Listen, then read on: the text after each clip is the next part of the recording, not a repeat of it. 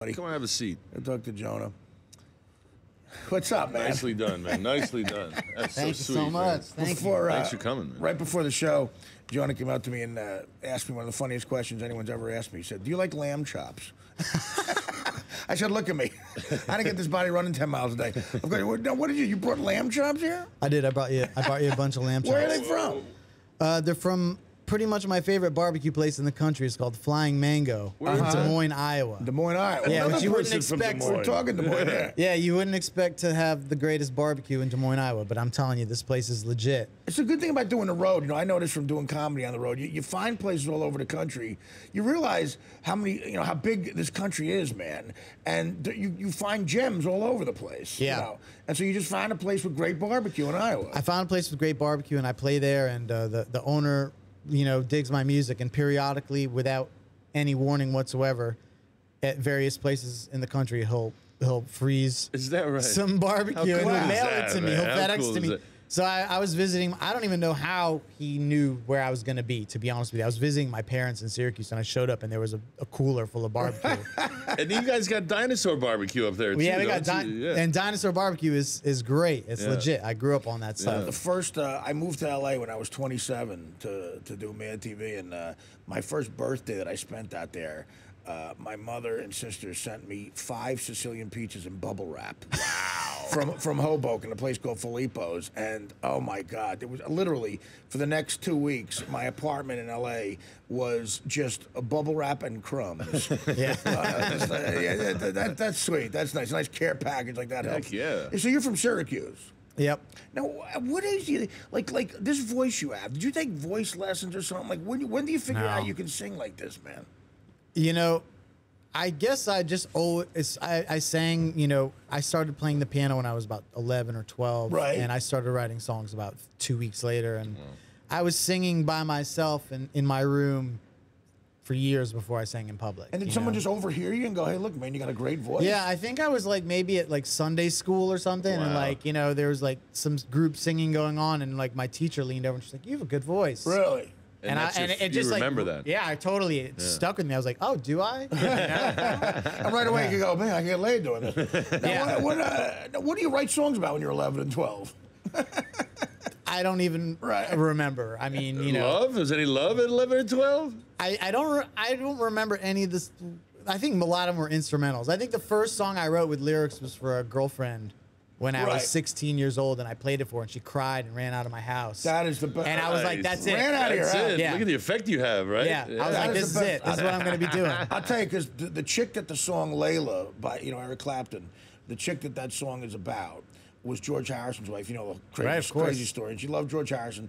And Harrison and Clapton were friends. And yeah, Clapton writes this song for her, plays it for her, and slept with him that night. And she goes, "I know it was wrong, but God, if I inspired a song like that, I had to sleep with the guy." Like, like. What I want to know is how come that song's not called Patty? It's true, right? It's Patty. That's her name. Angie. There was another one, right? Yeah. The Stones with Angie and Bowie. But so when do you start doing it professionally? I pretty much I got out of high school and I moved to Vermont. I went to college and I started playing in bands, like whatever band would pay me $50 or whatever. Right. I would just do anything. Cover bands, other people's music. I started sort of writing, playing my own music, but all sorts of different stuff. And I was really just trying to get as much experience as I could. So I was playing in Irish pubs called the Blarney Stone. Sure, whatever it 3 takes. sets, covers, any. But the Blarney Stones around here in the city? No, I played the first gig I ever played was at a place called the Blarney Stone in Burlington, Vermont. It's no longer there. Yeah. But it was You didn't shut the place down, did you? I was probably the classiest thing that place had ever seen. I played, and I was at 18. I played Burlington, Vermont. Think of it. I played Burlington, Vermont in January. And I remember the next weekend I had a gig in Buffalo. And I remember calling my agent going, "Did I sleep with your wife at some point?" What's going on here? So obviously you got a voice that's good for the blues. Yeah. And so is that what you gear your writing towards that, obviously, right? Or just whatever? Well, I don't really think about that when I'm writing. I love the blues, and I grew up listening to, classic music like the band and Levon Helm singing and stuff. And I think that just, wore off on me. Yeah, Levon Helm's amazing, man. Yeah. As a group, how long have you guys been together as it's situated right now? I've been playing with these guys for about 7 years. Wow. 7 or 8 years. Yeah. Well, different lengths, but I've been playing with Gints, my drummer, since about 2002, 2003. And a long time. And I'm always curious, how do you guys bump into each other? Is it like comedians when we were talking earlier, where you guys are constantly meeting in different places away from home? Is that kind of the same thing with musicians? Yeah. Well, coincidentally, I lived in the same building as my drummer. Wow. And he had a girlfriend at the time who was a singer, and he was like trying to basically he was in her band, and he didn't want to be in her band anymore, and he was like, I need somebody else to MD this gig. Can you please do it? And that's how it started. So I was playing in his girlfriend's band for a while, and then I snagged him for my band. Yeah, it's funny, that story about how Mick Jagger and Keith Richards supposedly met is unbelievable. How they went to the same grammar school, and they sort of knew each other. Then Keith Richards moved away, and then they're both literally 18 years old, and Jagger started taking the train into London to go to the School of London Economics, which was a real prestigious school, and he got into old R&B, for R&B for Chuck Berry and Bo Diddley, and he had a bunch of records at the train station one day, and Keith Richards just walked up to him and said, "Hey, you remember me?" And I'm into that stuff too. He saw the records in his hands. And that's how they re-met. Wow. Yeah. Like, what are the chances of that happening? Like, and then going on to be that kind of a songwriting team, it's nuts. It's magic, It is kind of meant to be, right? Yeah. I mean, back in those days, if you had a Muddy Waters record, that you stood out. A different, it wasn't easy. It wasn't easy to get those records back then. So if you had it in your hands, somebody was into it. They wanted to listen to it. Right. Like, I don't have that. Oh, that's true. There was no Spotify. I want to go to your house and sit with you and listen to that record now. That's a great point. That's true. It's a rare thing. It's like, unfortunately nowadays if someone has a Muddy Waters record, it's a pretty rare thing too. But who are your favorites, like, growing up? Well, I was really into Stevie Wonder for a long. I mean, I'm still really into Stevie Wonder, but I went through Stevie a Wonder in the huge 70s. Stevie Wonder stuff. Yeah, pretty much everything in between Music of My Mind up to Talking Book.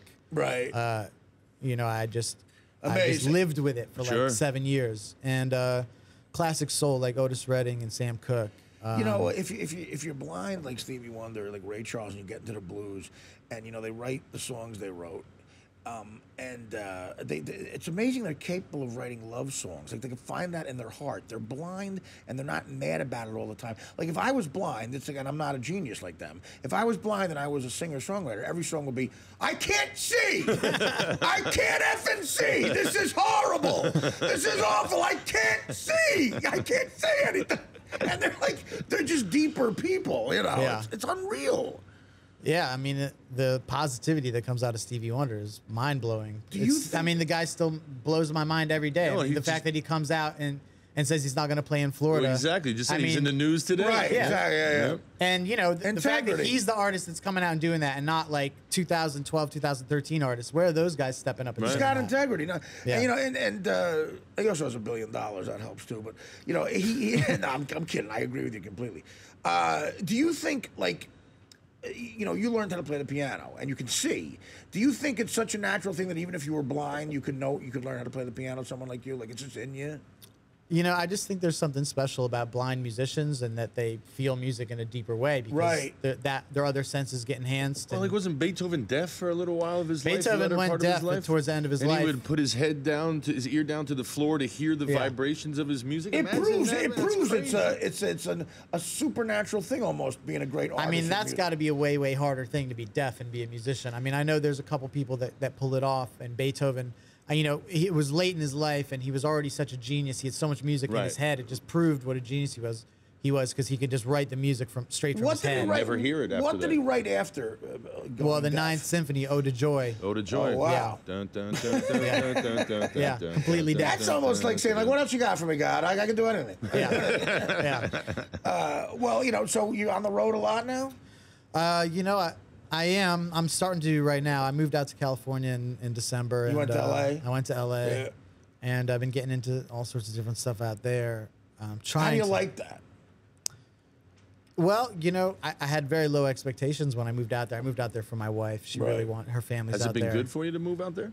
It's been great. I've been getting into all sorts of uniquely LA situations. They'll come, absolutely. Yeah, everyone's like a son of a daughter of somebody out there. It's amazing. You know? It is true. Yeah. You know, I lived out there for 6 years. You're like, wow. Like, you know, even if it could be like, you know, Jack Nicholson's nephew to like someone who was, you know, the point guard on the Lakers in 1972. You know, whatever. Yeah, anybody. Yeah. I was. I went. Right when I got there, I went out for some drinks at Chateau Marmont with a buddy of mine named Pedro, great musician, plays bass with Dickie Betts. Right. And he said, come, let's go out for drinks.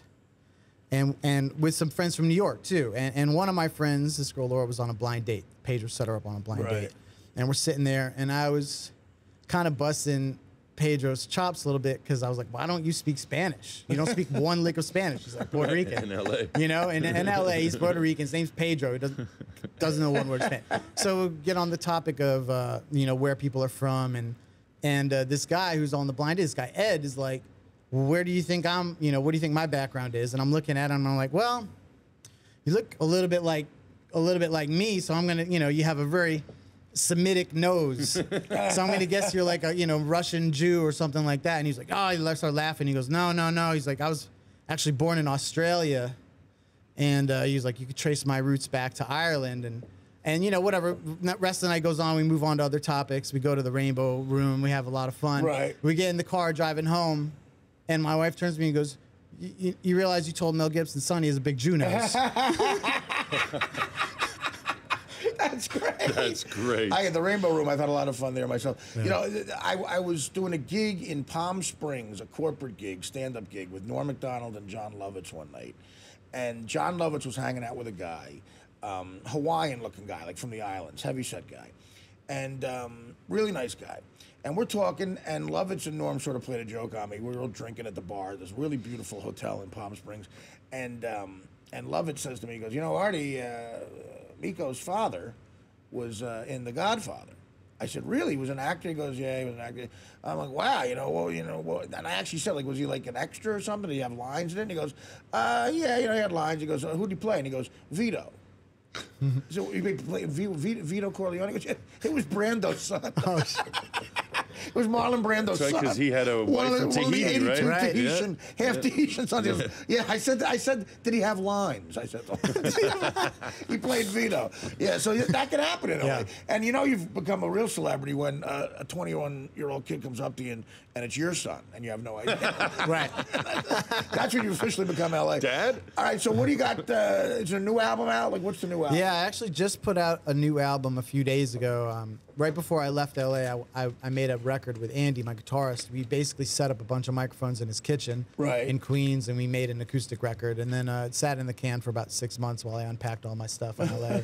And then I pulled it out and finally got it finished. And now I'm on tour promoting that. What's the name of it again? It's called In the Kitchen. In the Kitchen. In the Kitchen. Yeah. Nice. And, That's where right. you guys made it, in the kitchen. When's the next gig? Let's see. I'm up? playing the 26th in Westerly, Rhode Island at the Knickerbocker, and the 27th at the Falcon Arts Center in Marlboro. And then I'm heading back to California, playing at Harvell's in Santa Monica on the August 23rd, and playing Sausalito August 16th. So you're busy, man. And busy. Facebook and Twitter is Jonah Smith. We'll find you there. Yeah, if you do at Jonah Smith or just Google Jonah Smith, you'll find me for sure. All right, Jonah. Listen, great job, man. Come back Thank you again. so Thanks, much. guys, for everything. Nice meeting you. Yeah. brother. Let me know if you Great can. to meet Let me you. know. I'm engaged. Maybe you can play a wedding next summer. Let me know. Hey, I'd love to. And congratulations Bring on the that. I heard thanks, about man. that. Bring the lamb chops. Jonah Smith, go check him out. Thanks, and we'll be back with the Thanks, rest of the fellas. Artie Lange Show.